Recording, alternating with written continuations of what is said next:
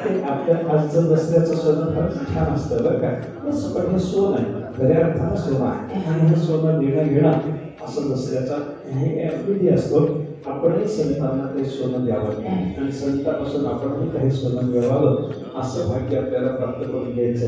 आपण ज्ञानेश्वर महाराज तुकाराम म्हटलं कोणतं सोनं द्यायचं त्याचा जर विचार करायचा झाला, अवधानाचा वापसा वरी झाला सोनिया ऐसा.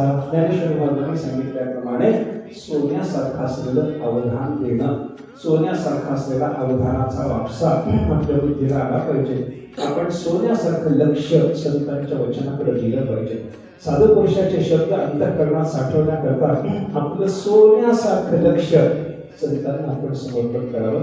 ते सोनं संतांना द्या आणि कैवल्य कनकाची दाना जो नकळसी थोडासाना दृष्ट्याची दर्शना पाढा जो असं अवधानाचं सोनं त्यांना देऊन त्यांच्यापासून कैवल्य रूपी सोनं आपण प्राप्त करून घ्यायचं. ते सोनं देणं घेणं ज्ञानेश्वर महाराज तुकाराम महाराजांच्या चरणाला त्यांच्या शब्दाकडे लक्ष देण्याचं सोनं आपण समर्पण करावं आणि तिथून त्यांच्या कृपा प्रसादाला मोक्ष रूपी भक्ती रूपी सोनं आपल्याला प्राप्त व्हावं अशी सर्वांच्या गरजेची